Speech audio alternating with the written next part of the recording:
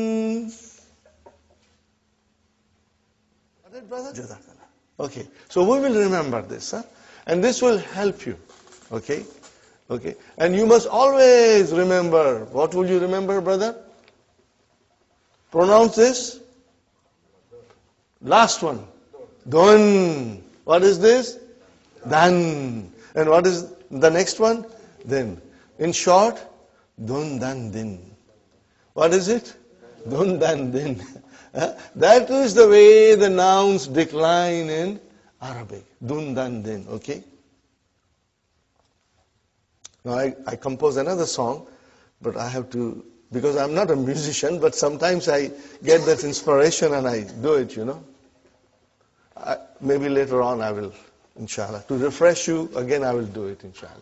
Are you with me, brothers and sisters? So 3 pages from the handout. Huh? Now we go to the main book. Brother, we go to the main book. Ad-Darsu Awwal. Okay? Hadha. What is, sister, the blue book? Yeah? Blue book, lesson 1. What is the title? What is the title? Hadha. We are learning Hadha. What is Hadha, brother? Most of you know the meaning. What is it? This. Huh? Hadha means this. Okay, but write down near there in your book. Huh? Just write down, brother. What is Hadha? It is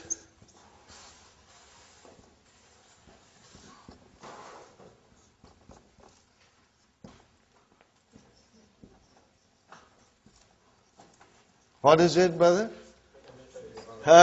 This is a pronoun. And pronoun is a noun. In Arabic, pronoun is also a noun. Okay, so it's a pronoun. Just remember it, brother. And if you forget, Sister Fatima, if you forget, it's normal. You should not be too concerned. Because we will be repeating it so many times in the class that it's going to come out of your both ears. Okay? So it is demonstrative noun. What do you call it in Arabic? Ismu Ishara. Huh? Those who are familiar with Urdu, they will find the course very easy. Huh? Huh? Brother? Ismul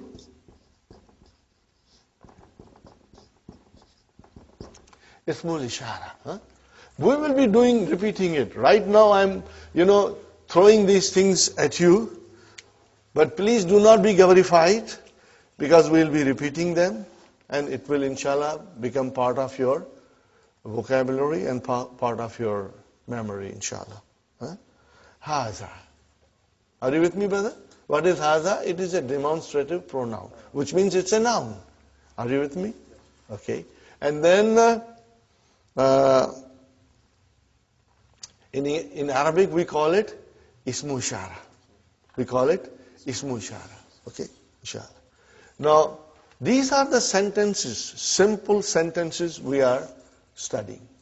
And I'm not going to go in detail, but very soon we'll go in detail, because ours is an intensive course. We will be moving at a steady pace, brother. Now, as you know, you are all supposed to read.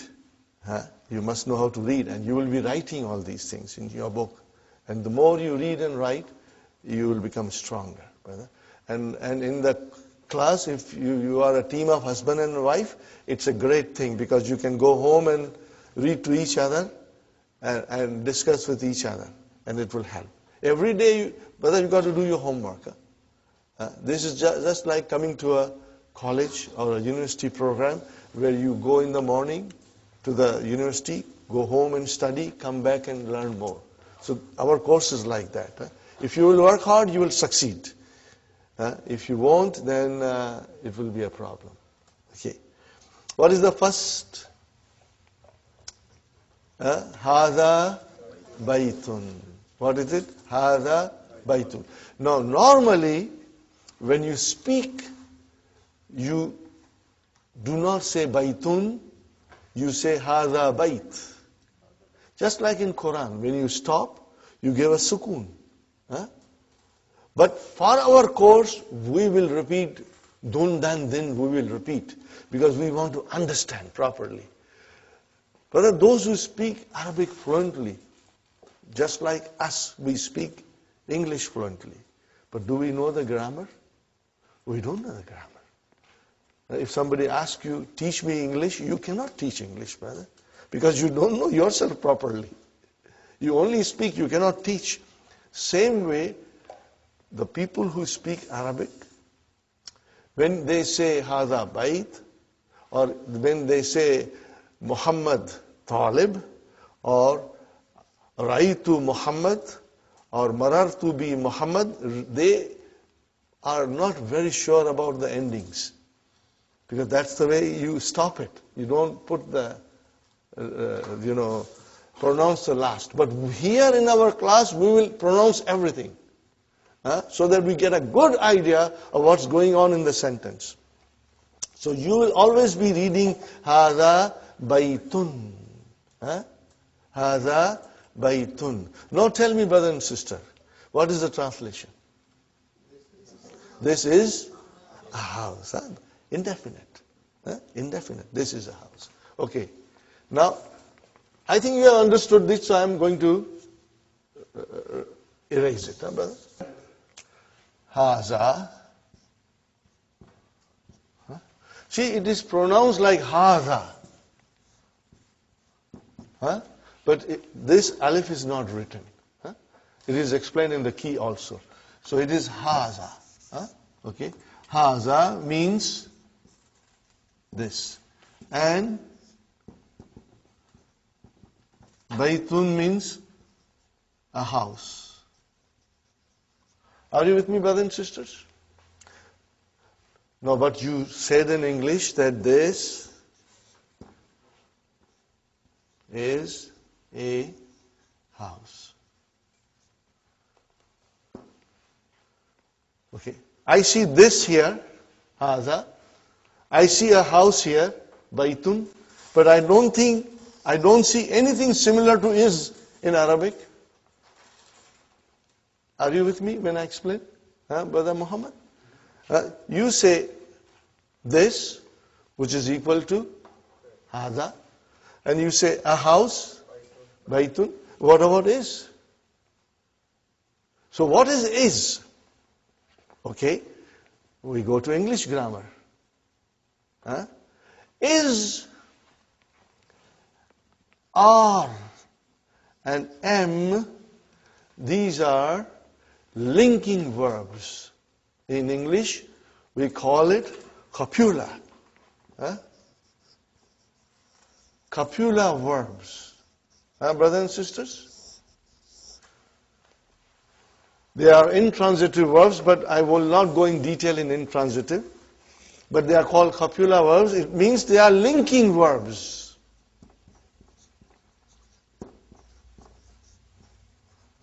They link one noun with another noun.